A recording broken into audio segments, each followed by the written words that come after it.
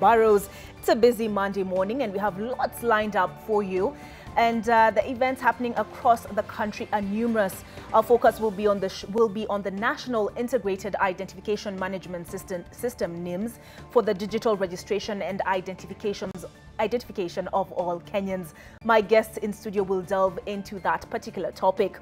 This morning, we'll also cross over live to Murang'a, where Martin Maura is standing by, as is Nurdin Elmoge in Wajir and Bernard Ojwang in Migori County. They'll give us the latest on the nurses' strike in those counties, and we'll have Ojwang brief us on a conference he's following up on. Later, we'll link up with Brenda Wanga, who's at the Kiambu Level 5 hospital, where women MPs are expected to visit following the reports of the death of 60 newborn babies under unclear circumstances. Investigations have been launched into that. And Bridget Ngana will be joining us live from Nyandarua as she follows the launch of the NIIMS pilot program in that county.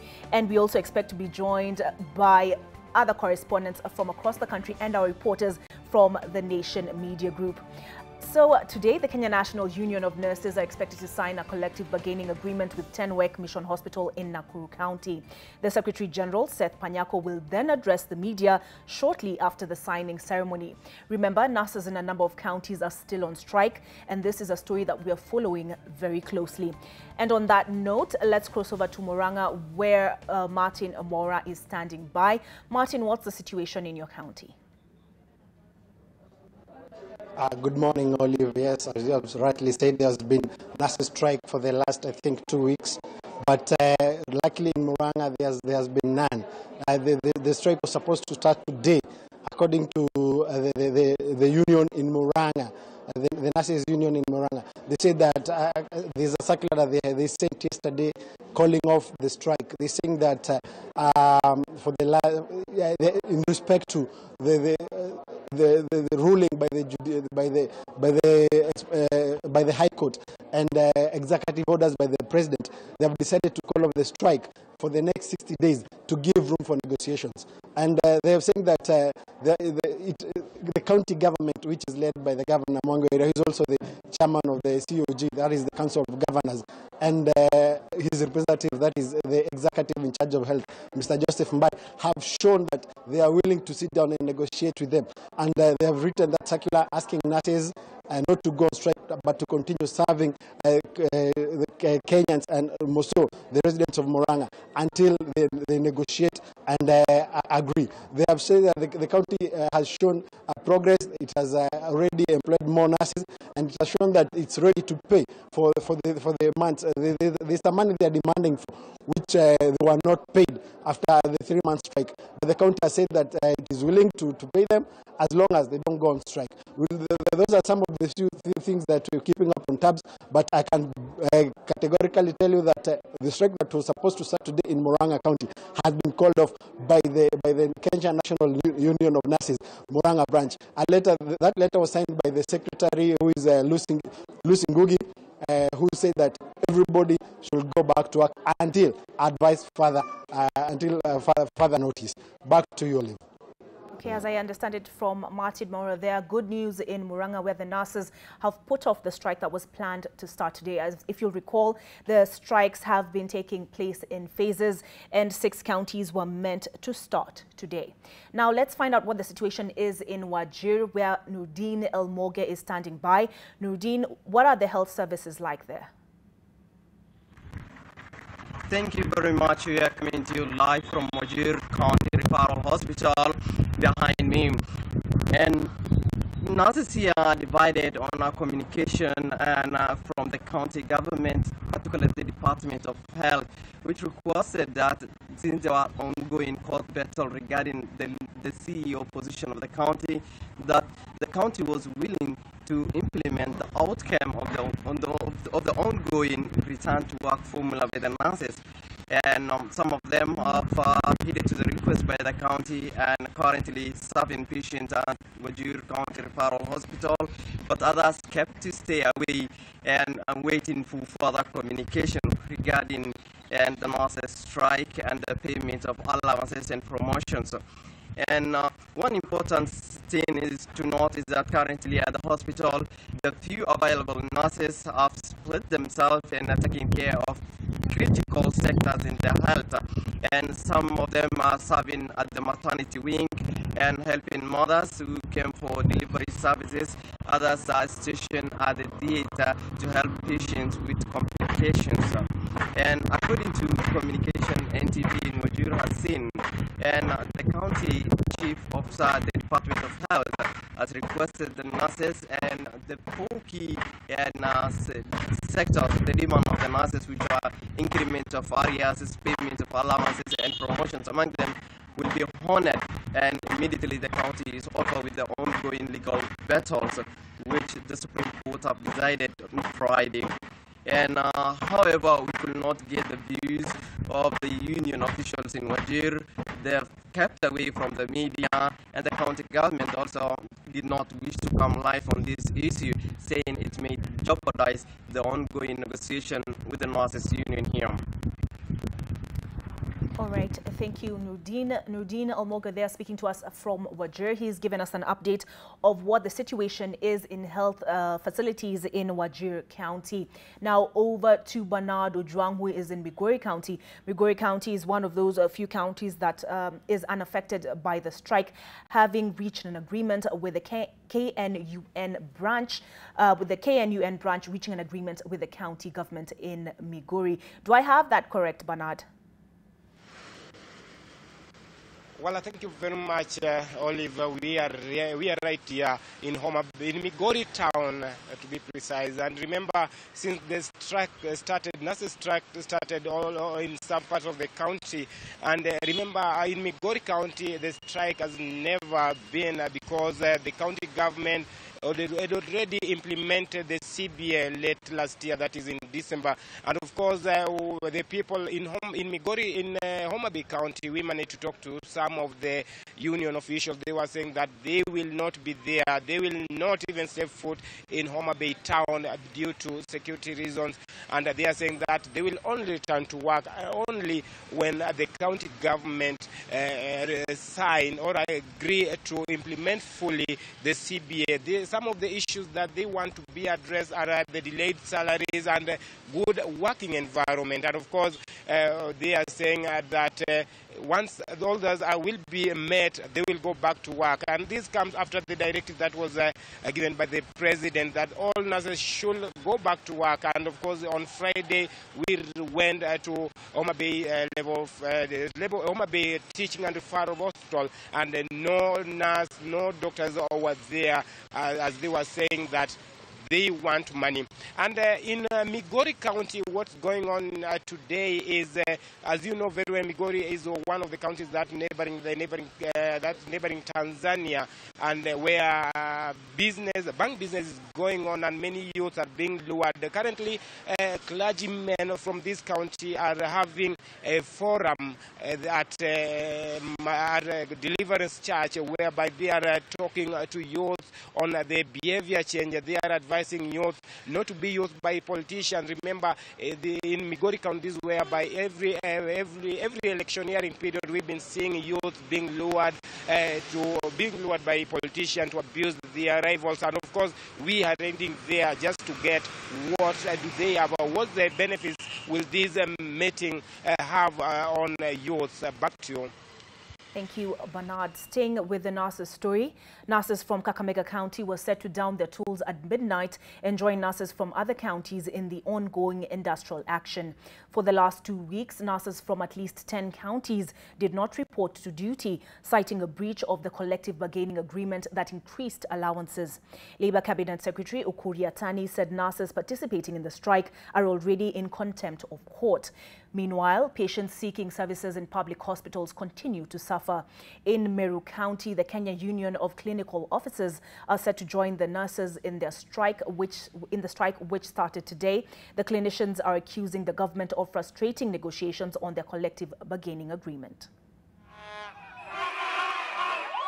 President Uhuru Kenyatta was very right to give what we call an executive order under pressure.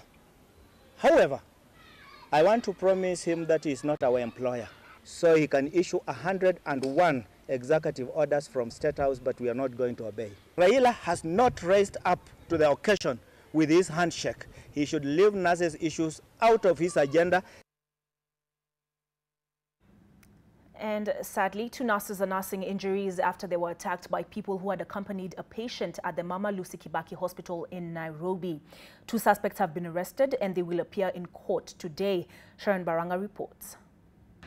It is reported that at around 2 a.m. last night, 3 people walked into Mama Lucy Kibaki Hospital in Nairobi, accompanying a man seeking treatment. According to hospital staff, they started arguing with some of the nurses on duty before the confrontation turned physical. 2 nurses were injured. When they came in, they wanted to be attended to immediately without further delay. And the nurse who was on duty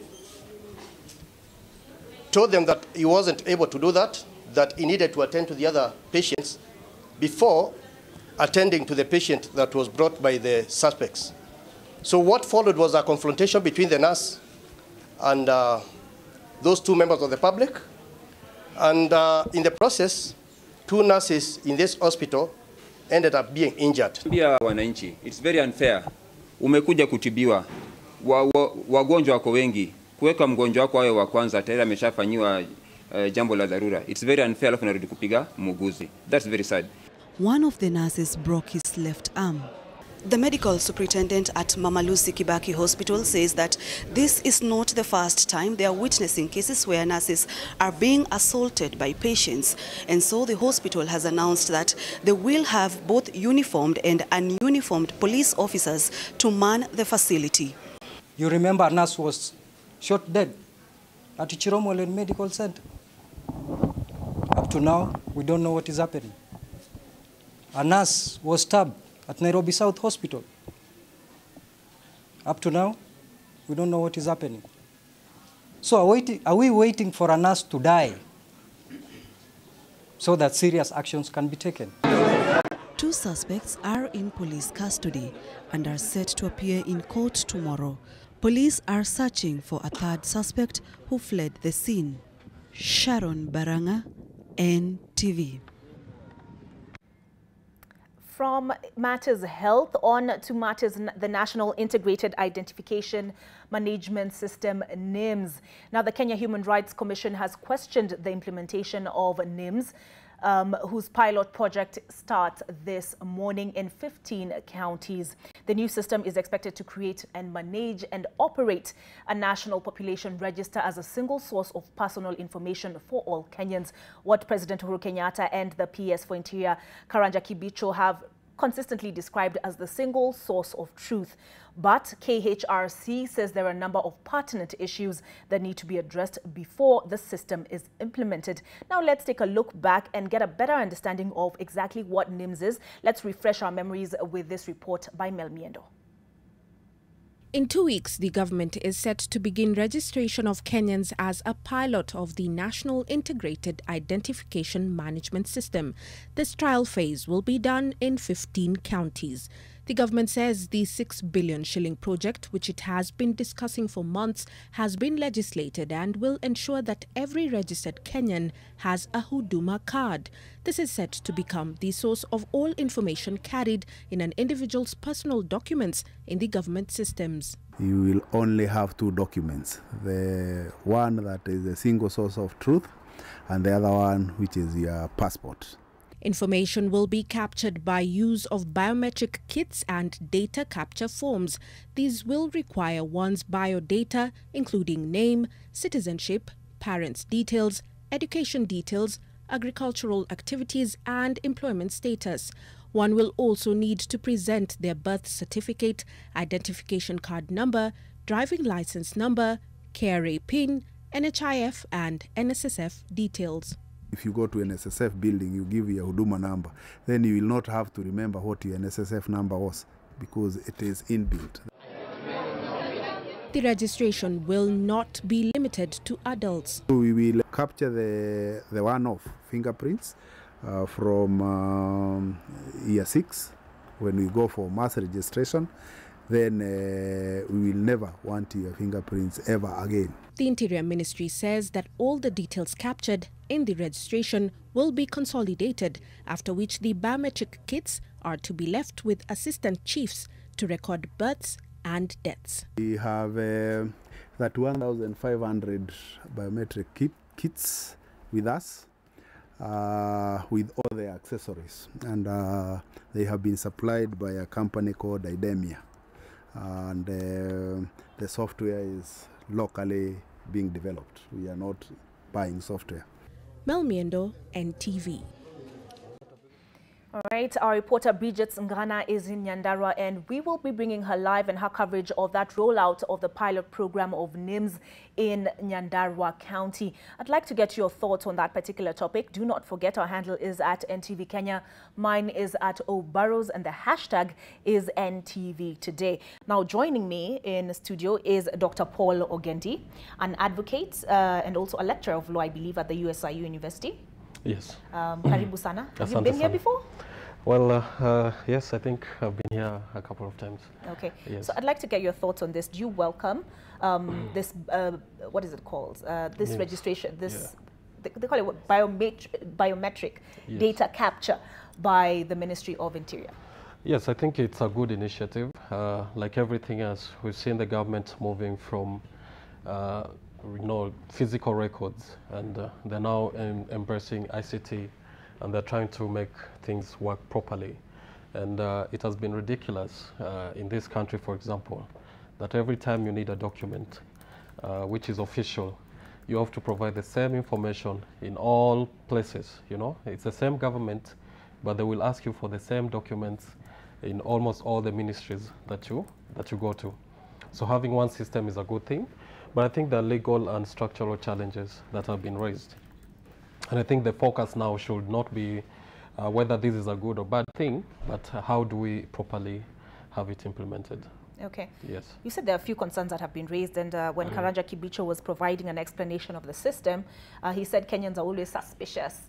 Do you believe some of these suspicions are founded? For example, he says the law that is the foundation of the registration process is the Registrations of Persons Act that was amended. And he said privacy, for instance, is one of the concerns that has been raised by Kenyans. Do you think that concern is founded? Yes, I think suspicion has always been welcomed, because without suspicion, you might accept everything. Like I said, the process and of implementation will be there to show us exactly to what extent are we supposed to disclose personal information, because in as much as the government can be trusted, they don't have a right to all the information that belongs to an individual. So there are information that you can give to government, but there are also those information that should remain strictly an individual affair. Okay. Now, he was keen to make the point, when we're talking of suspicions, that they will be capturing the 10 fingerprints, not the palms, not the earlobes. I believe that, I mean, there was that speculation. Have you had a chance to look at that miscellaneous amendment bill that allowed for the data capture? And is there a concern where, for example, DNA capture is concerned? Yes, I think the DNA issue is particularly important, because this is now the ultimate identity of an individual, and we need to know and understand properly why is it that the government needs this kind of information in its system, and unless there is a particular justification for this, it should not be in that particular law. But in terms of the biometric fingerprint details, these ones are already being provided at the CID every year. People go to CID to get certificate of good conduct. And one of the things that we freely give, including when we're looking for ID card registration, are our fingerprints. So these ones are acceptable. Names and details of birth and family details, and even location where someone comes from. All these are acceptable. But now when you now proceed to include things to do with DNA materials, then that becomes another issue. Okay. Yes. Also joining us on set is Aki Nasanga, I believe of the Kenya Human Rights Commission? I'm an advocate of the High Court of Kenya. Okay. Yes. Okay. Did you work with KHRC at some point? Yes, I did. Oh, you did? Yes. All right. Now you're an advocate of the High Court of Kenya. Welcome very much to the program. Your first time? Yes. Okay, we're happy to have you and get your voice and your opinion on board. Do you welcome this NIIMS system? Personally, I have reservations on the NIIMS system, and I believe a lot of Kenyans, if provided with the proper information of what the NIIMS system is about, would also have similar reservations. My first reservation on the system comes with respect to matters privacy. The government intends to collect very sensitive information of its citizens, including their DNA information, and we do not have a legal framework that is going to actually protect this information, is going to ensure protection of this information. We have no policy framework on data protection, we have no legal framework on the same, and also there's no institutional framework that is going to guarantee protection of that data. Now, the NIIMS system as structured is going to see all information of citizens collated into one database, yeah, a digitized system. This system, like all systems in the world, are susceptible to hacking. If a hacking attempt goes through, then all the information of citizens is in jeopardy. It's, it's in the hands of people who can decide to do whatever they want to do with it. That is one of the reservations. Secondly, as provided in the miscellaneous amendment, also we don't see the NIIMS system actually having any proper structure. We don't know who's going to be handling that information, how it is going to be collected, how it is going to be utilized, the purpose for which it is going to be used, who will be able to access it, whether they will be able to share it with third parties, including banks, banks and other service providers, because the government wants to use it to provide services provide services for its citizens. We don't know how it is going to be stored, how it is going to eventually be disposed. So if all these things are made clear, then we would have no problem with the NIIMS system. Another thing that is really, really worrying us and is making someone think that the government has sinister motives with this is that it is a very substantive amendment, yet it was sneaked in through a miscellaneous amendment. So are you saying there should have been public participation? There should have been public participation. It is a guarantee of the people of Kenya under Article 10 of the Constitution and Article 118 of the Constitution. It was never done. If at all it was done, then it was done very cosmetically, because if you go and ask any person on the street, do you understand what the NIIMS is? Even the elite do not understand what the NIIMS is. They're trying to piece up, details of what the NIIMS is. No one has a proper understanding of what the NIIMS is. If it had been subjected to proper public participation, then people would have been able to understand it, they would have been involved, they would have aired their concerns, and the concerns would have been addressed. But right now, if you tell someone that your DNA is going to be extracted by the government, they would be very worried. Okay.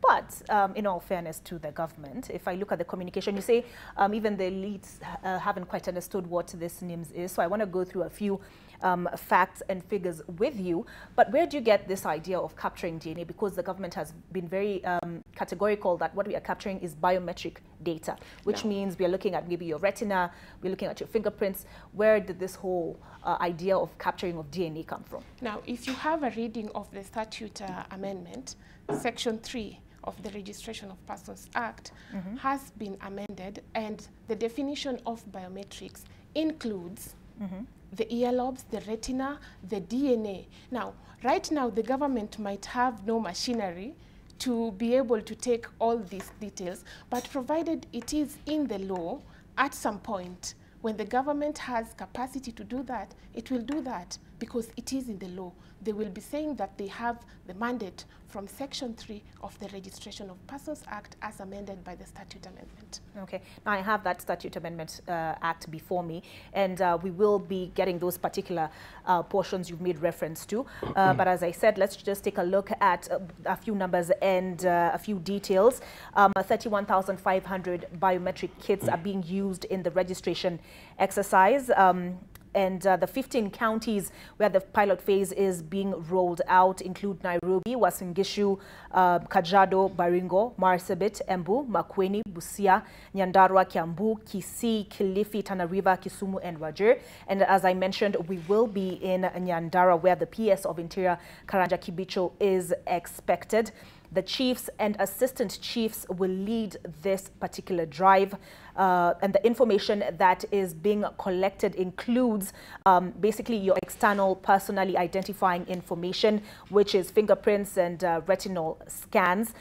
You will be able to fill in the form online, which the Interior CS Karanja Kibicho said was to ease the process so that not everybody is physically filling out a form. And the assistant chiefs will remain with the biometric kits in their custody, and in the interest of privacy, not just anybody, he said, would be allowed to enter any change in the data collected. Among the things that they will be seeking to know include what your education status is, what your employment status is, if you're a farmer or you're not. That is just a little bit of what they'll be seeking.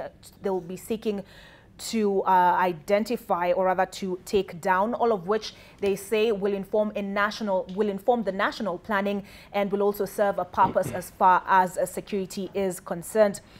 All of this, of course, was announced by President Uhuru Kenyatta when he hosted these county commissioners in State House, Mombasa, and brought to our attention Executive Order number 1 of 2019, which makes it a legal obligation for all civilians to avail for themselves for this particular exercise. Karanja Kibicho did say from now on we will be working with 2 identifying documents, which is the Huduma card and your passport. He did, however, say once you take part in that registration process, you will not be getting the card immediately because there will be a microchip that will need to be fitted. Yeah, I think pretty much I've captured what the highlights of the exercise are. And but importantly, those who fail to register will not be able to access important services such as application for and renewal of birth and death certificates, driving licenses, work permits, passports, and foreign travel documentation, among others. Foreigners are also required to get registered as well. Now, let's listen in to another report, this particular one filed by Zainab Ismail. Starting Monday, February 18th, the pilot phase of the mass biometric registration of Kenyans will commence in 15 counties and 40 sub-locations in an exercise that will run for 5 days. The regions expected to roll out the test initiative include Nairobi, Uasin Gishu, Baringo, Marsabit, Embu, Makueni, Kisumu, Kisii, Wajir, Busia, Kajiado, Kilifi, Nyandarua and Kiambu counties. But the Kenya Human Rights Commission has raised concern over the method of implementation, saying it is riddled with gaps that threaten data security, as well as the potential of some Kenyans being left out of the new digital register. Some of the issues KHRC raise include unprocedural passing of the law as there was no public participation, lack of a legal framework that would be enforced to guarantee citizens' privacy. They also say the amendments introduce the collection of excessive personal data, which include the DNA of persons. The unregistered persons risk being left out of the new digital database, as there is still the requirement of current identification documents being presented during registration, and sections in the SLAA bringing substantive amendments to the Registration of Persons Act, but were passed in an omnibus bill. The government says that once the pilot phase is completed, it will analyze emerging issues before embarking on a full national rollout scheduled for March 1st. For now, the government systems that are dealing with data security can assure you that it will require 10 geniuses combined to break into this database. According to the government, the integrated population registration system will be the authentic single source of truth on personal identification in Kenya. All right. According to that statement by the PS Interior there, he says it will take 10 geniuses combined to break into that particular system. Paul, do you agree with some of the concerns that have been raised by Aki? Yes, I think with all systems which are established, not just in government, but also privately in corporations, there's usually that danger that you might get someone. Even in America, there's a big debate now as to whether the elections were influenced by hackers from Russia and all over the world. So this is something that is very important and a very big concern, and it should not be taken lightly. And I think 10, if the PS is putting a number of that it can be hacked by not more than 10 people. That's a very small number. Yeah? If only 10 people in a building can sit down and hack the system, then maybe they should go back and look at that system. Okay. Yeah, they should give us a more assurance and tell us this is a system that is not capable of being hacked. But giving us an insinuation that it can be hacked even makes me a bit scared. Okay, but do you think there was sufficient public participation? Well, the process of amending the laws is twofold. There are two ways you can do it. If there are issues which are very small in nature, like for example changing and or, you know, sometimes the government don't need to go to the people in terms of public participation. But where there is a fundamental or substantive issue being introduced, and for example in this case, we're having a system which will capture all the data that an individual has, okay, and put it in a database. This is a very fundamental amendment, and according to the constitutional framework, this is something that should have gone to the people, because without my participation, I do not have that obligation to release my information. Okay. Yes. Aki, what recourse do persons like yourself who have these reservations have? Right now, it is left for determination by the courts. And you see, it is a trend, passing laws that would be very contentious or using procedural means to pass laws has become a trend by Parliament. I was reading through the Hansard of the National Assembly, and the issue on unprocedurality was raised by Honorable Otiende Amolo. Honorable Otiende brought it to the attention of the Speaker that this is a major amendment and requires to go through public participation. And he actually told the Speaker that they don't want to be slapped with another case, like the Statute Law Amendment of 2014, the Security Law Amendment of 2014, where the judiciary interpreted that it had been passed unprocedurally, but the Speaker in his ruling noted that legislating is very casually legislating is a function of Parliament, and we cannot legislate looking over our backs, worrying who is going to interpret this law, how are they going to interpret it. So let us just pass the law, and if someone has an issue with it, let them go and seek interpretation from court. So we are in court right now. At least the matter has been taken to court. So we are waiting for interpretation of the courts. But that aside, I think Parliament should up its game, because we cannot have them passing laws knowing very well that they are not using the proper procedure. A honorable member brings it to their attention, but then they just brush it off. Okay, and you said Otiende Amolo is one who raised that. Yes, yeah. In Parliament. Yes, Paul? Yes, I just want to add that while Parliament has the role to legislate, they should do so in the context of Constitution. And Article 10, 2A is very clear on the national values and principles of governance. In this section particularly, they say that the national values and principles of governance include patriotism, national unity, sharing and devolution of power, the rule of law, democracy, and participation of the people. And these principles do not only bind private individuals, it binds all state organs, state officers, public officers, and all persons whenever any of them apply. Now, that is a main issue, and even if you don't want to look at the people detractors, you must look at the Constitution. So the Speaker ought to have looked at the Constitution and satisfied himself that indeed the procedure adopted.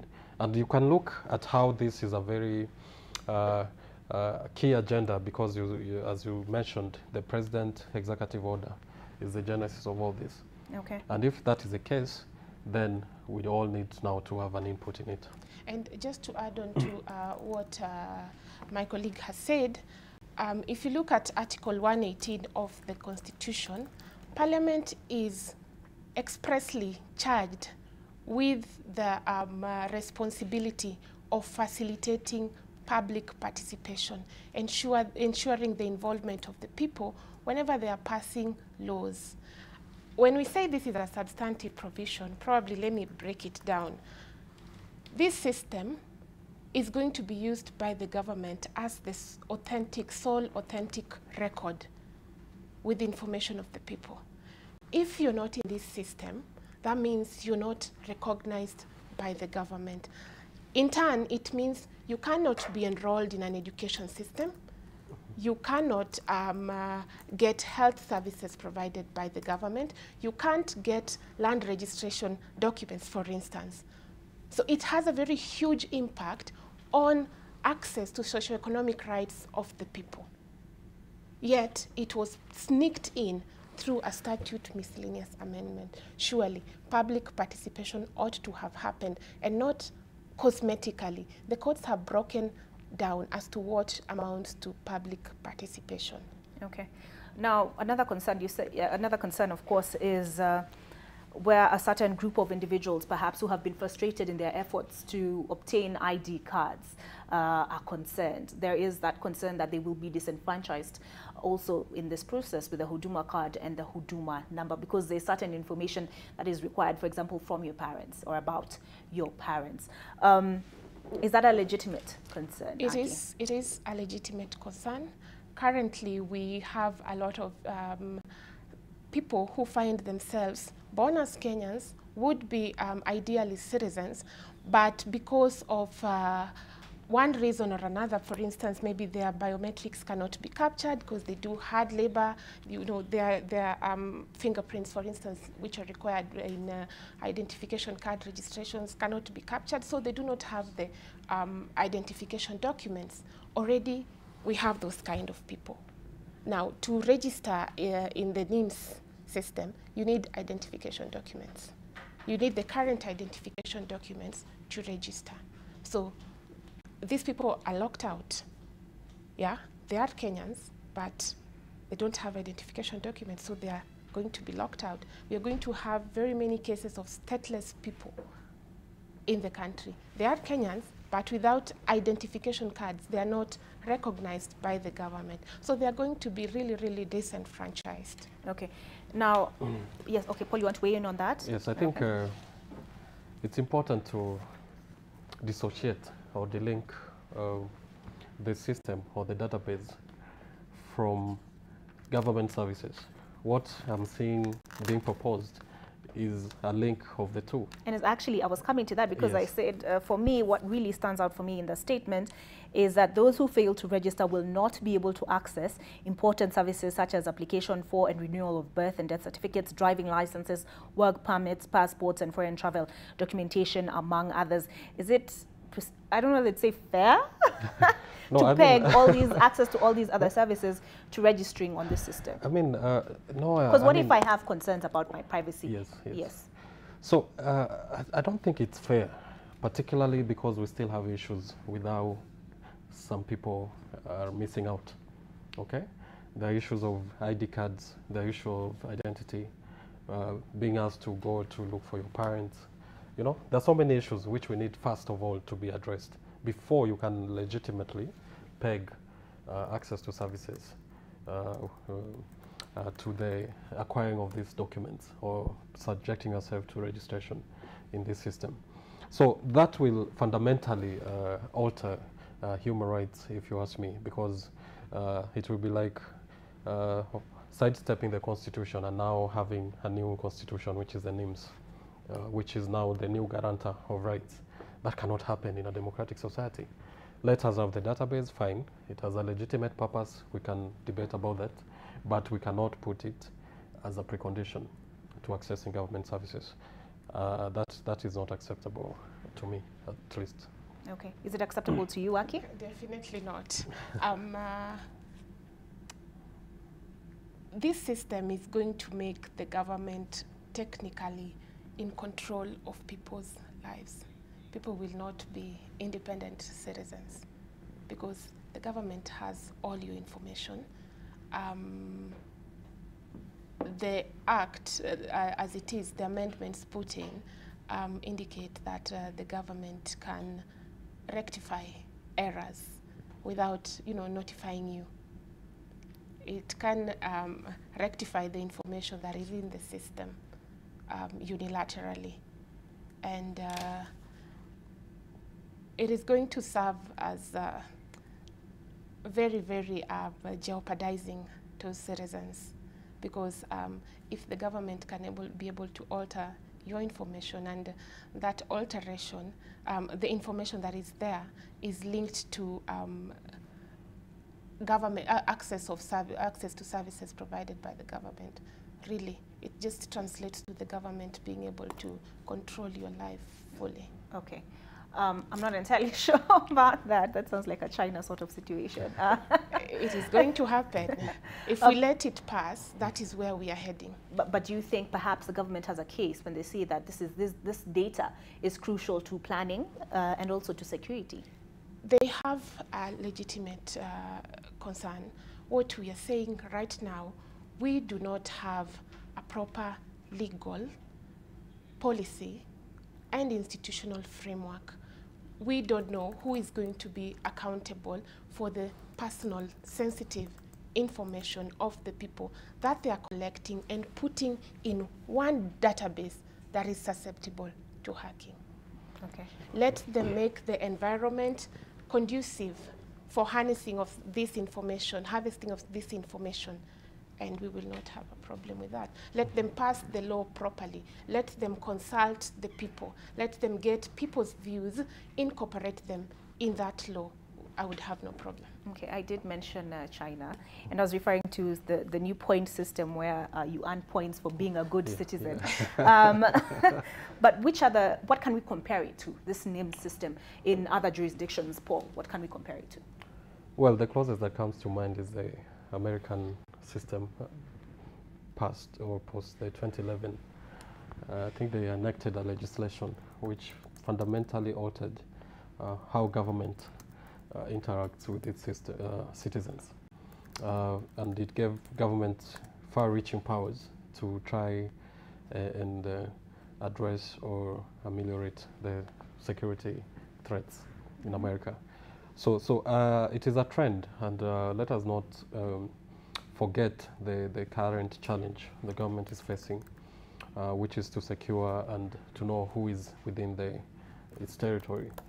There are positives in this system, but what we are saying is that fundamentally we are not opposed, but those institutional policy and legal issues that are being raised should not be taken lightly as well, because without a proper legal framework, you open yourself to many challenges which you cannot be able to address because you don't have a way or where to refer to.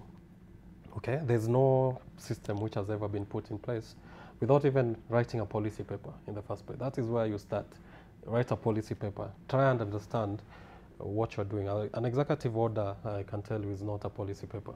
Okay, it cannot be supplemented or it cannot replace the idea of a policy paper. Once you have the policy framework in place, then you originate a legislation, which now means you remove the issues that need to have legal backing and put them in a piece of legislation. Then once you pass this, that legislation should also have a proper institutional framework that is able to tell us from the assistant chief where we are giving our biometrics, how is this information handled all the way up to how is it accessed by government offices, and what does it mean if, for example, some of the information is not accurately captured? And what if government unilaterally alters your information? You know, so these issues must be properly ventilated, and not just by the executive and parliament, but everybody who is a stakeholder in this. And the greatest stakeholder in this is actually the people of Kenya. And if they did not give any input in how this will work, then we are actually staring at a big problem. Now, I'm happy because what we are doing now is a pilot. Once this pilot is finished, they will realize that actually, in fact, what we are talking about are true or real issues which cannot be wished away. And maybe once the pilot is done, I recommend that they postpone this process and start properly afresh. Okay. Yes. My question to you, Aki, is this. Doesn't the IEBC already possess this biometric data? Because when we go to vote, they need to check our thumbprints, for instance. You look, when you're going to register as a voter, you look into that little camera that's just on top of the laptop. So they already have this biometric data. Why haven't some of these concerns already been raised where that is concerned? It's not only the IEBC, even the government itself has an IPRS register which has that information. Yes, which the president actually made reference to when he said now this, we are broadening this now through NIIMS. Yeah. Now, as it stands, our information is in silos. You know, IEBC has that information. The government has it, maybe KRA has part of that information.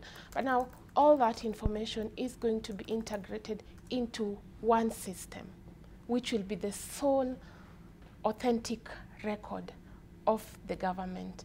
Right now, if you are not in the IPRS system, probably you will find yourself in IEBC, yeah? Probably you will still be able to find yourself in the KRA records. But now, if all these other records are erased, and we have only one database, where if you are not in that database, then you're non-existent. Wouldn't you be concerned? Definitely, it's a point of concern. Paul, I see you nodding. Yes, I mean, you see, the idea to consolidate or collect all data in one system is a brilliant idea. And like I said before, and I keep on repeating, the whole idea has some legitimacy, or there's a purpose or a need for it. Because I personally don't like having to go and look for my parents' identification cards every time I'm looking for a document. If I can be able to have it in one system, and that is it at one off time, then that will be good. However, the idea of having it done in a very Juakali manner, and all respect to Juakali artisans, because they do a good job in this country, yeah? But the idea of doing it as though we don't have a framework of how we pass and implement public policy is our main issue. Okay. And we need to look back and ask ourselves, are we a country of laws and regulations? Or are we just people who wake up and say, this is a good idea, let's move forward, okay? We need to do things in a civilized manner. And just to add on to that, as amended, the Registration of Persons Act right now, other than the PS, who has been mentioned as to the PS Ministry of Interior, who has been mentioned to coordinate the system, there's no other structure that has been set up. So the PS has very extensive powers as to how they can manage the system. They will just come up with regulations to their suitability, and you know regulations are not necessarily passed through public participation, yeah, to their suitability as to how they will run the NIIMS system. This comes against the backdrop that we do not have any laws that provide for data protection. Other than the Constitution, Article 31, there's no other law that is going to guarantee the protection of the data. So as it stands, we don't know who else will be handling that data, how you can get access to that data as a citizen, yeah? You don't know what recourse mechanisms are there for you in case your data has been put out there or has landed in hands that it is not supposed to be in. So it's a very amorphous system. Another thing that comes up is that we do have an act called the Kenya Citizens Foreign Services Act, which proposes a near similar system. It is a whole act that was passed, probably public participation was done, but it has never been enforced. Okay. So are these two concurrent systems running together? We also do not have a transitional clause for the NIIMS, so we don't know whether we are already using the system as provided in the Registration of Persons Act, or are we going to fall back in this Kenya Citizen Foreign Services Act? Okay. Yes, just to add on something about regulations. Can we take that after the break? Yeah, sure. Yeah, so that we can percolate on that as we take a short break. But just news stories that we are following up for you. As I said, Bridget Ngana is in Nyandarua County, where the Interior PS Karanja Kibicho is set to the pilot program at the ACK Nyandarua Faith Academy. We also, as we mentioned at the top of the hour, the Kenya National Union of Nurses is expected to sign a CBA agreement with Tenwek Mission Hospital in Nakuru County. The Secretary General of KNUN will then address the media. Brenda Wanga, as I mentioned, is at the Kiambu Level 5 Hospital. She's following up on that very disturbing story of did you read that? I think 60 newborns dying under suspicious circumstances at that hospital. Women MPs are visiting. She will be bringing us that report after this break. Seth Olale is at the Milimani Law Courts. He's following up on the case of Deputy Chief Justice Philomena Mwilu. If you will recall, she faces abuse of office charges, and she did move to the High Court to challenge her prosecution. And the Nairobi County Health Department is set to address the press in about half an hour, and that is at the Mbagathi Hospital. They're expected to talk about the health situation in the county. And finally, for now, Vihiga Governor Dr. Wilbur Ochilo will officially hand over land for the Kenya School of Government in his county, as I understand it. The campus is said to be the first of its kind in the larger Western and Nyanza region. Now on to that break.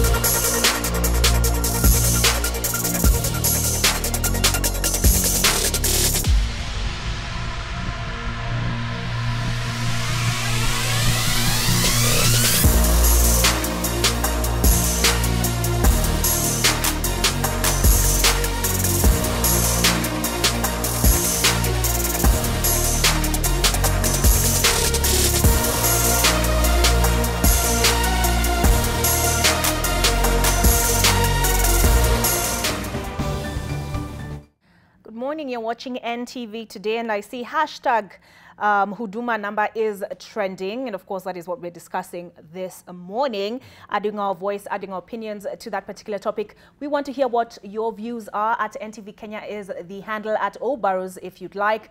The hashtag is NTV Today. What are your handles? Because with me in studio, I have Paul and I have Aki, both of whom are advocates of the High Court of Kenya. Do you have a Twitter handle? Yes, at Paul Ogendi. At Paul Ogendi. Yes. Aki? At Nasanga Aki. Okay, at Nasanga Aki. All right. So you did want to talk about the regulations. Yes. Now, just to add on to the issue of regulation, the Statutory Instrument Act of 2013 now demands that all statutory instruments be subjected to a process of, first of all, making, which includes public consultations, also parliamentary scrutiny. So even as the government considers to pass regulations, they should ensure that those regulations adhere to the Statutory Instrument Act of 2013, which demands parliamentary scrutiny and public consultations. Okay. Yes. All right. And I asked guys to send in their thoughts, and I'm seeing an interesting one here from Steve Runo, who says, lopsided priorities, giving the hungry and poor more government cards to keep in their wallets. It's an interesting thought. I'd like to hear what yours is. But Aki helps me find I don't want to say excerpt, but the part of the section of the statute, Law Miscellaneous Amendment Act of 2018, that makes reference to the DNA. And I've just discovered what it means in full. It's a bit of a tricky one to pronounce. But basically in section 3, it says, insert the following new definitions in proper alphabetical sequence. Biometric means unique identifiers or attributes, including fingerprints, hand geometry, earlobe geometry, retina and iris patterns, voice waves, and I'm just going to say DNA, but in full it's deoxyribonucleic acid in digital form. And then it goes on to say global positioning system, GPS coordinates, means a unique identifier of precise geographic location on the Earth expressed in alphanumeric character, being a combination of latitude and longitude. So we have GPS and we have DNA, and now I see where those particular concerns are rooted. Aki, you said your concern is that perhaps right now the government doesn't have the capability to capture DNA for, what, about 50 million Kenyans and get all the GPS coordinates. I don't know whether guys would be able to put that in. But basically, as far as DNA, you're saying at the moment, yes, we don't have that particular capacity. Your concern is when we'll have that particular capacity in terms of the violation of privacy, and also in terms of... It's very intrusive. It's very intrusive to collect someone's DNA without their consent.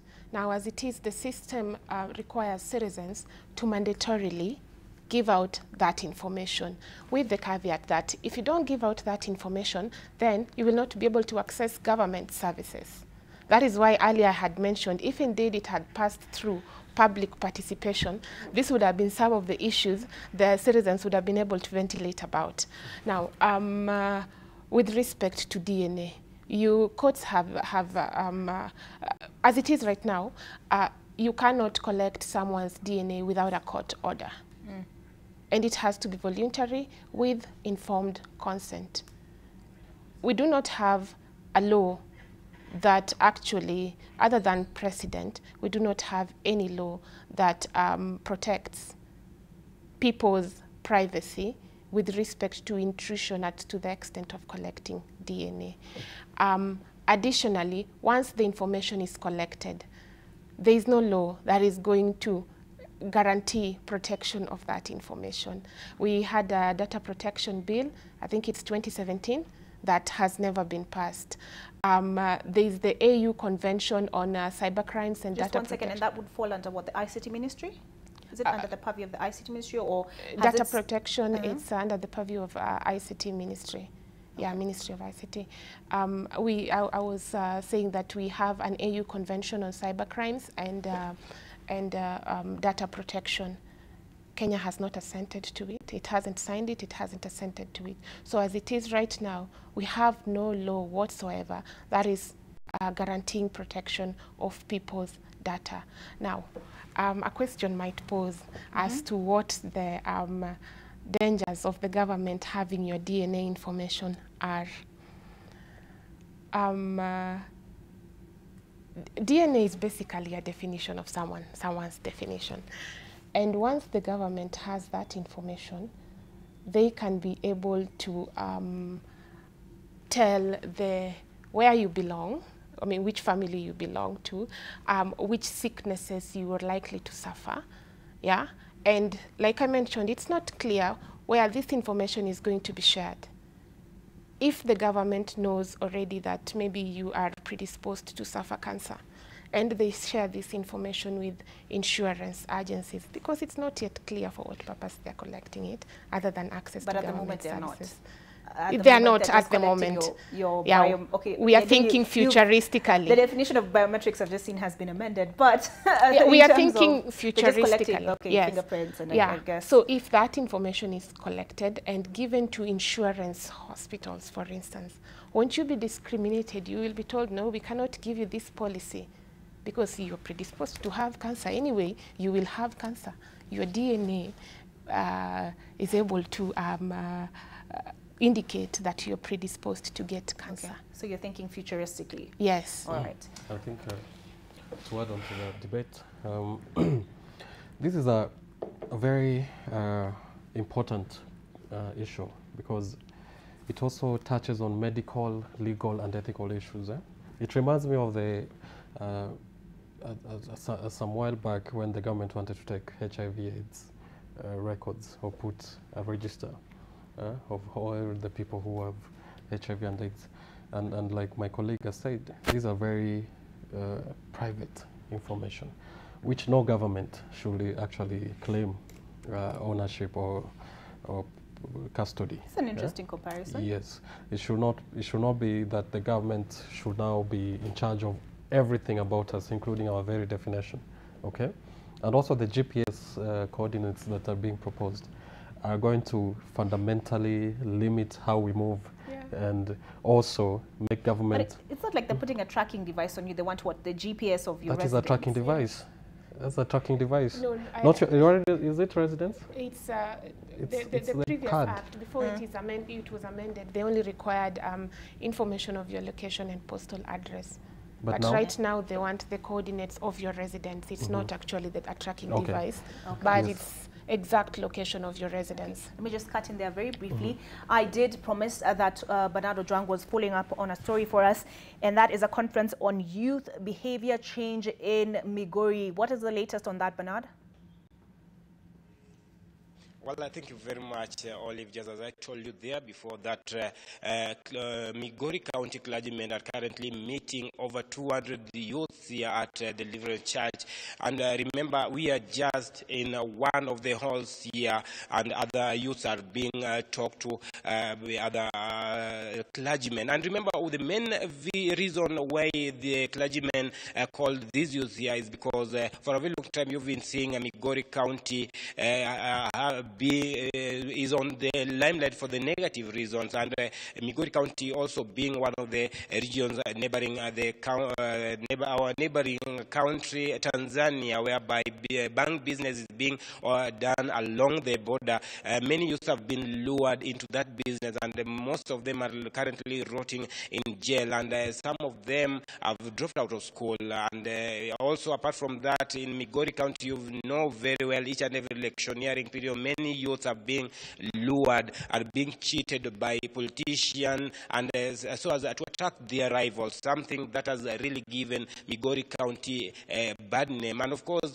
clergymen have decided to say enough is enough. They have been each and every time they are being blamed not participating fully, so as at least to talk to youth, teach them good morals. And of course, this is what's happening here today. They are talking to them, teaching them good morals. And we are just going to talk to one of them here. Joining me here, you are currently meeting these clergymen from Migori County. What are you looking at? Okay, thank you very much. We are meeting the clergymen from Migori County, and currently we are with them here. Actually, just as you heard from my fellow, in Migori County as youth, we've been on the side of negativities, and most of the time, like electioneering periods, and youths have been used by most politicians in performing such duties that are not benefiting the nation. And therefore, the meeting with the clergy members, according to me, it is of benefit to us, to the youth, as they have been giving us some of the encouragement, and they have been counseling us on how to make our lives, and also they are telling us on how to stop being idle, because all these are happening on the issue that most youths are idle. They have nothing to do, and that is why they are used by most politicians. Each and every electionary period, you just talked about politicians. Each and every electionary period, we've been seeing many youths are being arrested after being lured by politicians to attack their rivals. Is this one of the reasons? This one of the issues that you are tackling here, and what's the way forward? Okay, thank you. We find most of the youths are arrested and they are kept in the custody during electioneering period, and that is very major in Migori County. Now, the clergy members of, just as I said, they are here with us. They're encouraging us. They are teaching us. Now, the only way we can get out of that is that let the politicians follow the same trend that the clergy members have followed, because when they keep on training youths on rioting and doing things that are not of advantage, it is like these youths will be the tomorrow leaders. Now, how do you expect tomorrow leaders to be the riots? How do you expect that? Well, I think I'll speak to another person. Join me here. You are here meeting the clergymen. Look at the camera there. What do you expect? Unachotarajia hapa ni kwamba tunazungumzia kuhusu vijana wanapoharibika. Kwa mfano tukiangalia Tirare, mtaa ule wa Kuria, kuna wauzaji wengi wa bangi. Hakika vijana hutumia bangi. Wakati mwingine unapata kijana ametoka shule kwa ajili ya kuja kuuza bangi, na hiyo humdhuru masomo yake, huacha masomo yake kutoka shule na anakuja kufanya biashara, na hiyo humfanya anaingia jela, na hata wakati ameingia jela hakuna yenye tamsaidia, huishi hapo ndani, na labda unapata wazazi wake hawajiwezi wala hawajimudu kwa dada kumtoa. Leo mmeweza kukutana viongozi wa kanisa, nini mmeweza kujifunza? Tumeweza kujifunza kwamba viongozi wa kanisa wameweza kutuambia kuwa hakika kuuza bangi sio kuzuri. Inabidi tujiwezeshe, tusome, tujielimishe, ndipo tukue na maisha mazuri katika nchi hii ya asante sana. I'll speak to another person on the last, and then I speak to one of the clergymen. Okay, join me here. What are your expectations after this meeting? After this, I think the youth will change, simply because we've been suffering. Most of us have suffering because being involved in such issues that are not beneficial to us. If you see things like bank trafficking and being involved in politics is a bad issue. But from here, we believe we shall change, because most of us have been idle. And the thing that we can be helped here is just getting some ways of how we can employ the youth, so that we get involved in such issues that will make us fixed and not just idling around. What do you think is the main contributing factor to this, or that led many youth to be lured into this business, bank business along the border, and also being lured by politicians to attack their rivals? Okay, these people, the youth, are just being used very badly. Just the leaders take it that the youth are idle, and it's like they just need money. So if they are just given money, they can do anything as they are told to do it. Well, I thank you, Ven. I'll speak to one of the clergymen here who has just organized this. Join me here. You will start with your name and what are your vision with this kind of initiative? Because currently you are meeting over 200 youths here, and they are in different halls here. What do you intend to do with this program? Thank you very much. This is a wonderful time for us, also here in Migori. All of you are aware that Migori has been in the picture for the wrong reasons. But we are telling them, no, Migori cannot be at the picture for wrong reasons, because we want to empower our youth. We want to tell them that they have a destiny, they have a life to live, and therefore their lives can never be wasted. And this is why the clergy, we felt that today we bring over 200 youths so that we can empower them, we can mentor them, we can talk to them, we can teach them, we can show them that there is a life after this. Bishop, what's the problem? What do you think is the main contributing factor? Because every time we see youth are rotting in jail due to this business, and also most of them are being lured by politicians. And for a very long time, clergymen have been accused for laxity. They don't do their work as it is needed. It is true, we've slept on the job, but now we've woken up. And this is why we're beginning now with the youth in this initiative, whereby we call them, we sit down with them.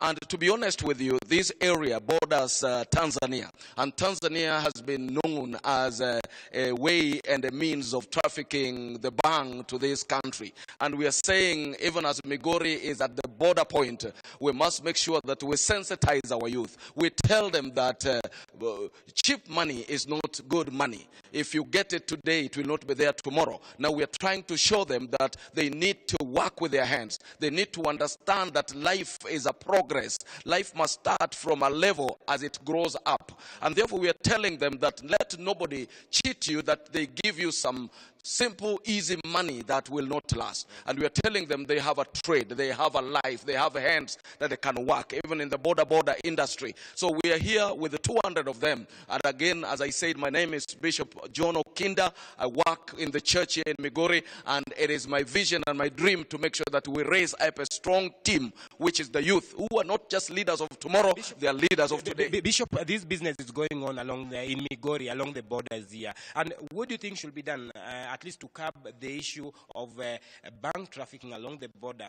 Two things we must do. One is to talk to the youth and tell them that it is evil, but also to talk to even the politicians to know that when they give them some few coins so that the youth can crusade their agendas, is not right, because the youth use that coin to go and buy things that cost them to be high, but it's just being high for a short time. We want the youth to remain high, not because of what they drink or they smoke, but they remain high because they know the Lord, and therefore we're also bringing God into their lives, and this is powerful. What's the next step? Are you just going to end it here? No, we pray that this will be a periodical thing. We will do it and we'll follow up with them, and even follow up from the villages where they're coming from. As you can see, there are hundreds of them here. We will be following them up to make sure that even as they live in their communities, they are contributing towards the economy of their communities rather than destroying their communities. Politicians, the main talk here. What's your message to them? I say, let them be fathers, let them be mothers, let them not be destroyers.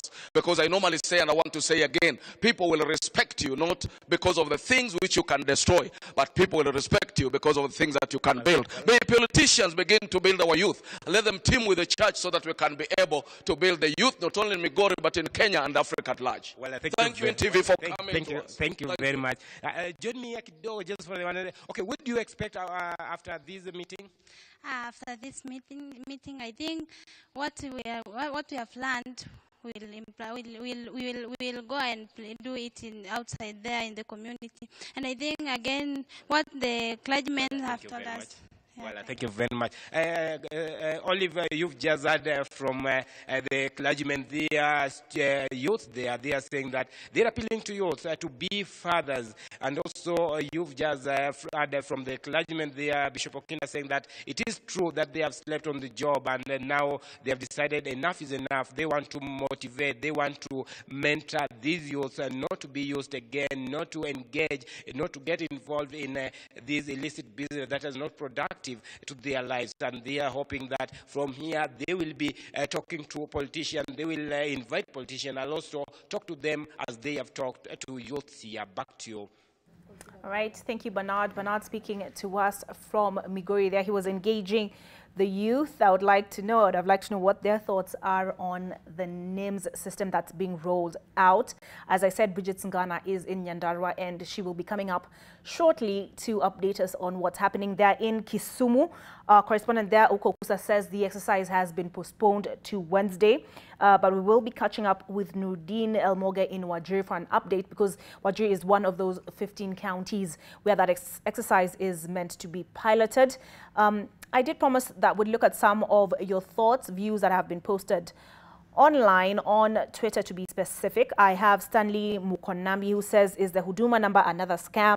They say you needed to access government services. I have an ID number for the same. My fingerprints are everywhere. IBC, DCI, registration of persons, ETC, CC, Immigration Department. We have Pauline Njoroge. She tweets for government. She says she explains that the Huduma number will help in crime management, as fingerprints collected at the scene of crime will produce all the person's details, including the face. Our security agencies have been encountering several hurdles in trying to identify whose fingerprints, and she did mention that there would be a law. Let me just find that particular tweet. She said, yes, that government will be working on a comprehensive law that will see most of these other cards and numbers absorbed into the Huduma card. But for now, the process starts with acquiring that Huduma number. Jacob Aber Matlala agrees with the two of you, that is Paul and Aki. He says this undertaking is contrary to citizen participation clauses, and to cap it all, no developed country has done it. If not, give us an example of a country. Is that true, Aki? Is it true that no developed country has undertaken an exercise quite like this one? That's not entirely true, because the UK has such a system, but is experiencing challenges altogether.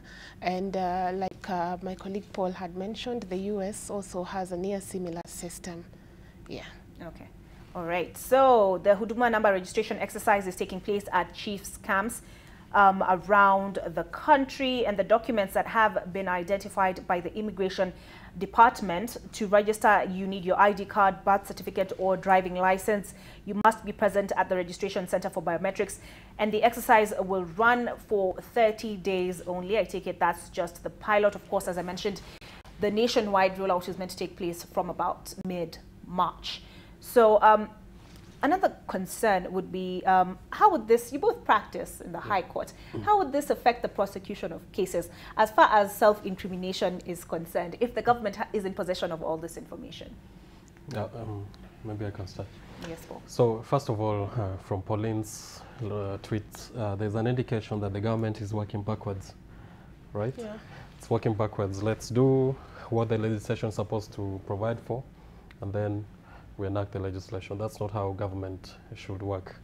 And I think the admission that they need, and that's a good step forward, that they need a legislation is the first step.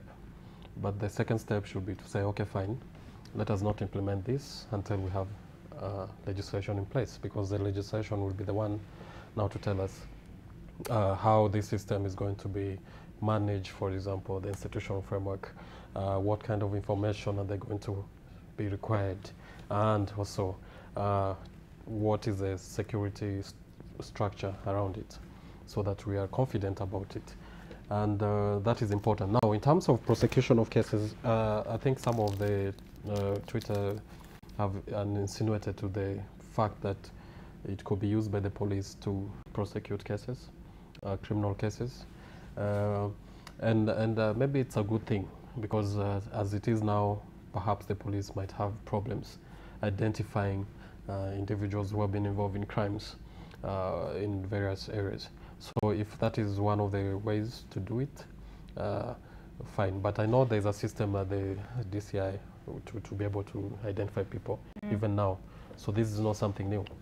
Yes, it's not something new. When fingerprints are taken, we are able to process them and get to know who is involved or not. Okay.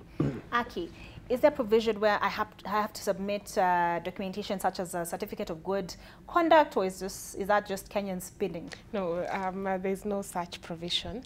When registration is going to happen, they only require your identification documents, and the certificate of good conduct does not amount to an identification document. Yeah, okay. So that should be cleared. All right. Now, we've identified these gaps and these holes and these concerns that need to be addressed. But what are some of the positives for you, Aki, that would be attached to a system such as this? Among the positives that would come forth, I would start with, if indeed, provision of government services. If indeed it is going to guarantee quick access of government services, then it would be a plus. But then again, we should have clear clear communication as to how this information will reach third parties, because the government alone is not able to provide all these services. For instance, health, yeah? We should be very clear as to how the information is going to leave the government and go to other third parties, especially if they are private citizens. That should be clear.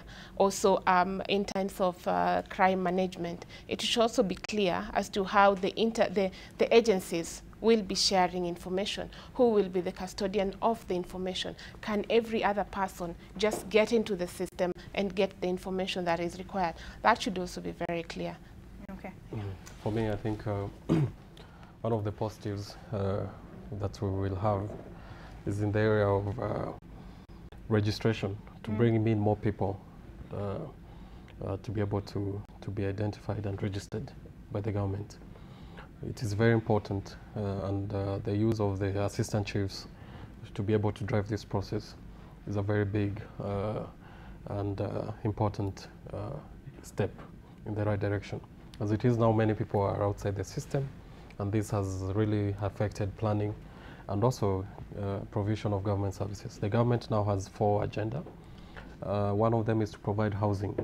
Yeah, if we're able to know exactly how many people are there and all that kind of thing, then that will be able to be realized. Healthcare, for example, you need to know exactly where people are and what kind of resources you need for that. So this will be a very important tool to try and make it easier for government to provide what is needed for its citizens. Okay. Now, you both practice in the High Court, so I'm just going to touch a bit on something that's before court this morning, and that is the petition filed by, I did mention it a bit earlier, by Deputy Chief Justice Philomena Mwilu.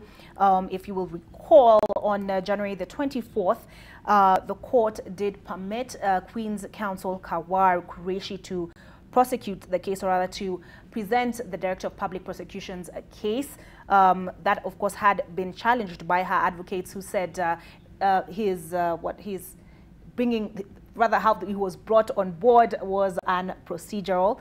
The court did not agree and permitted him to do so following the Gazette notice, or rather the permissions granted by the Attorney General of Kenya.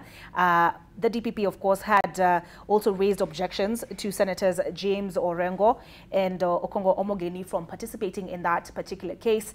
And his reason was that he appeared before them and before the Senate Justice and Legal Affairs Committee, and therefore it was a conflict of interest. So let's hear from Seth Olale now. Seth, what's the latest? Anka Ninani? Anka? Seth Olale, Olive Burrows speaking to you. We expected to hear this particular matter, and remember that this is against, or rather petition against Deputy Chief Justice Philomena Mwilu.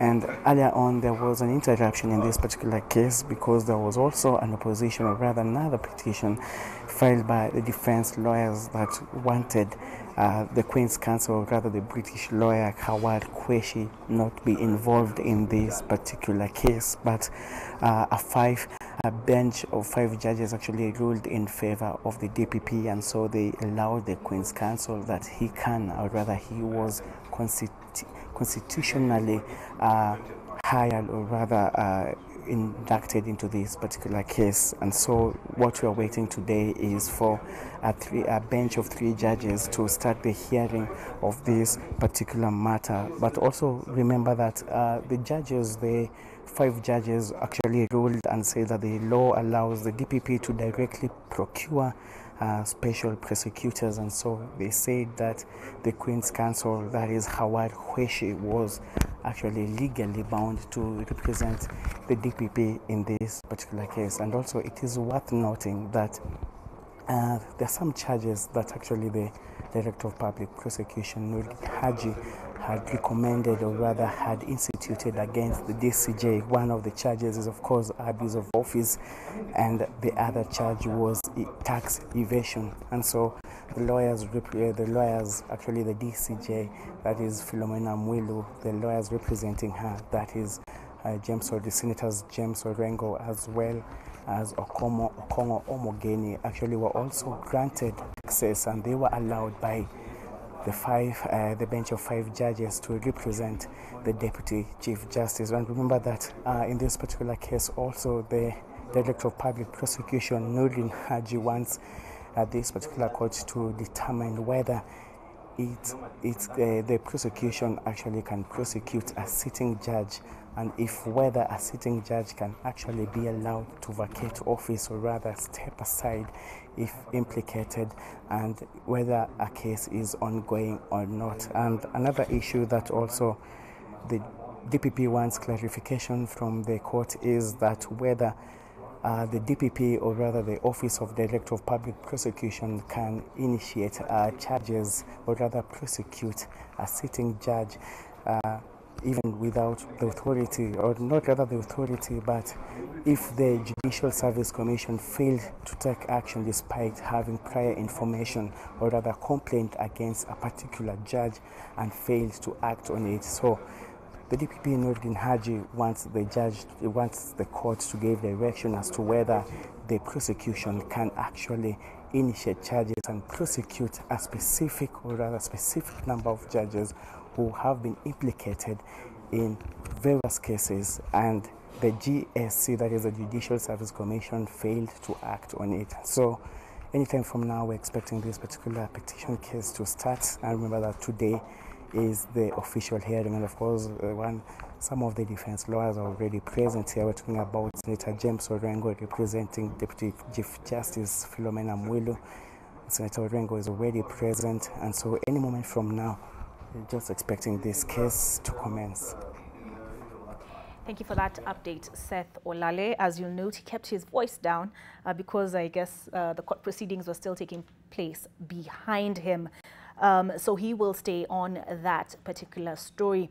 Staying with governance issues, the Ethics and Anti-Corruption Commission has summoned the tourism CS Najib Balala over the alleged award of 100 million shilling contract for a 2017 conference. A letter signed by the agency's investigations director Abdi Mohamud stated it was conducting investigations into claims of a contract award to the American Society of Travel Agents. So these are just some of the stories that we'll be capturing for you and following up on in the course of the day. Now, would you be willing? Nairobi is one of the 15 counties that is taking part in this pilot program. So let me start there. Paul, will you be participating in the registration exercise? Do we expect you to go to your chief's camp and submit your biometrics to the government? Well, it's a good question because I have not planned to do so, but like I said, we are still engaged in the process of finding out whether or not some of these things need to be revised, or and I will be communicating soon on whether I will participate or not. You'll call us for press briefing, yes? Yes, I will. I'll inform everyone. Aki, given all your reservations, will you still participate? I am resolute. I will not participate until and unless a proper procedure is followed in passing the law. And number two, I get to participate, not only, well, it couldn't be me participating, but until the citizens are involved and it is made clear as to what this NIIMS system is, yeah, we get to pass a proper law, I would consider, and it should be against a background where we have proper data protection laws. Okay. So if public participation is checked, if we have a data protection law and a proper framework for the NIIMS, then I would consider participating. Okay. Yeah. Even at the risk of not being able to access other government services? I will not rubber stamp and procedurality. I will not rubber stamp and constitutionality. Right. Unbending. Well, we have about 5 minutes to wrap this particular conversation up. So you're both advocates. You both provide legal counsel. So you get called into a meeting at the Ministry of Interior. You have 2 minutes to make your case to the CS of Interior, Fred Matiang'i. I'll start with you, Paul. What do you tell him in 2 minutes on the NIIMS system? The NIIMS system, yes. I think in 2 minutes, I will tell the Interior Secretary that when you're putting up a system or implementing a public policy, you do not start from the end. and then you work your way backwards. We saw from the Twitter that there are plans to introduce legislation, and who knows, maybe there are also plans to come up with a policy.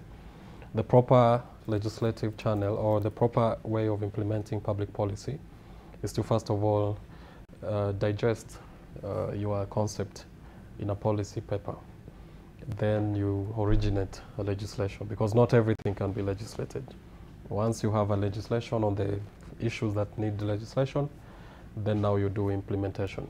And that should also follow hiring of people in institutions and putting in place structures and ensuring those issues of data protection. Okay? These are issues that need to be properly done before now you start demanding that people flock to government offices to release the information and data. So without doing it in that particular manner, then you expose yourself to many legal and even ethical challenges. And once you expose yourself, the event is that the whole process will fail. Okay. And many people will suffer as a result. All right. Now your 2 minutes, the resolute Aki. When we are doing anything, as citizens of Kenya, as holders of public offices in Kenya, our clarion call is to always respect the Constitution. We are bound by Article 3 of the Constitution, which gives us the responsibility to respect the Constitution. So in whatever we do, in whatever system we implement, we should ensure that we are within the coordinates of the Constitution.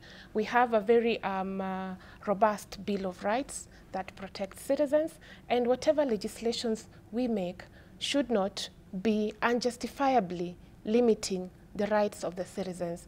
As it stands, the NIIMS system is in gross violation of the Constitution to the extent that public participation was not involved in enacting the system.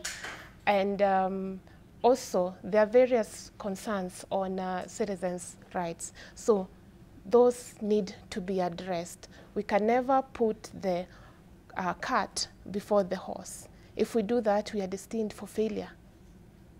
So all those concerns that we have raised, they are serious concerns and they should consider them. Okay, and I think you both put across more or less the same point, just in different words. You talked about don't put the cart before the horse. You talked about don't work backwards. So thank you very much for that particular input. I just want to look at, sorry, to recap what it is we are talking about this morning. We're talking about the pilot, the rollout of the National Integrated Identity Management System, and there are 15 counties that had been identified for this 30-day pilot phase. I do have an update from Kisumu and Makueni. The Kisumu exercise will start. I just need to make quick reference to the message that Oko sent on WhatsApp. He says that exercise in Kisumu will launch rather on Wednesday, while Makueni, I'm told by Kelvin, is set to launch tomorrow. But Bridget Ngana is in Nyandara, where the engineer Karanja Kibicho should be present, rolling out that exercise there. And of course, all of this as our very eminent panel has details for us is founded in the Statute Law Miscellaneous Amendments Bill of 2018. And basically what it says is there is established a national integrated identity management system. The functions of the system are to create, manage, maintain, and operate a national population register as a single source of personal information of all Kenyan citizens and registered foreigners resident in Kenya. Now, from that very heavy subject matter, let's take a bit of a breather by crossing over into the entertainment world. Usha, is there good news?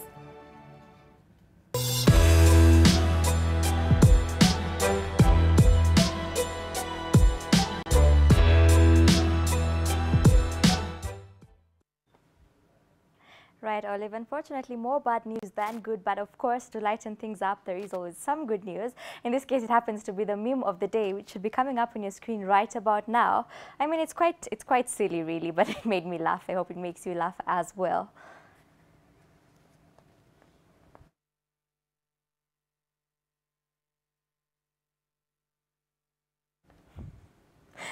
Quite a thing. Remember, hashtag entertainment brief. That is how you get to send me your memes, and then I'll put them on air for everyone else to enjoy. Now, moving further afield, he has been on the. We've discussed him on this segment before. Of course, I am talking about Kofi Olomide, who was in trouble the last time that he showed up in Kenya. Well, apparently he is in trouble again. Now, French prosecutors are seeking to a 7-year prison sentence against the Congolese musician over charges of sexual assault. The 62-year-old musician is standing trial for allegedly sexually assaulting 4 former dancers who say they were held against their will at a villa outside Paris. Now, the acts, including one of those of violence, coercion and kidnapping, were allegedly committed in the French capital between 2002 and 2006. Now, he appeared before the court of Nanterre near Paris for facilitating the entry and illegal stay in France of the plaintiffs. He has, of course, denied all charges leveled against him. Now, the case is the latest tribulations that the Loa hitmaker has suffered in recent times. Remember, in 2016, as I mentioned, he was arrested and deported from Kenya after being caught on camera kicking one of his dancers at the Jomo Kenyatta International Airport in Nairobi. Now, more trouble awaited him upon arrival in Kinshasa, where he was apprehended by the police and locked up for 2 days over the incidents. Now, he is currently out on bail. Now, remember, he's also the subject of a judicial process in Zambia again, where he was previously barred from entering.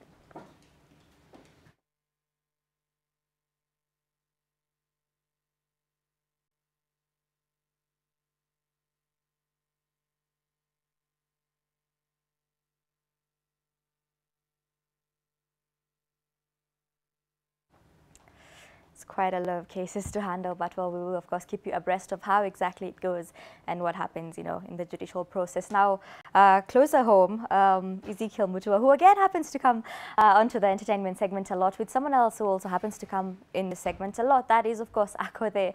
Now, Ezekiel's latest attack, if I could call it that, happens to be on Akode, and he sort of basically said on his Facebook page that he didn't really appreciate what she's doing, and he said, quote, Kenya has got talent, but as long as we keep celebrating this kind of madness, our entertainment industry will never grow.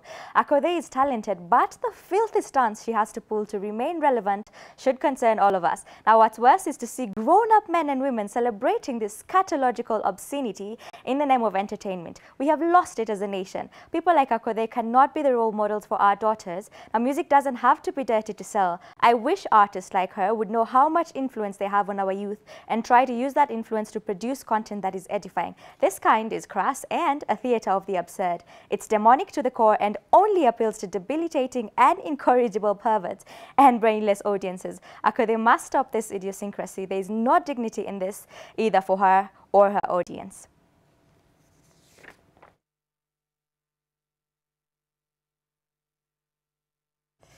It's quite the mouthful. Now, you know Akode. I'm pretty sure she's going to respond to that, and you can be sure the first place you will get her response is right here. Now, moving on to music that you should be listening to. I'm super excited about this song because, of course, it's an amazing artist, brilliant, phenomenal. I am, of course, talking about Agola. Now, it's just the lyric video for now, but it's just the instrumentals and everything. It's just, take a listen. It's called Drowning.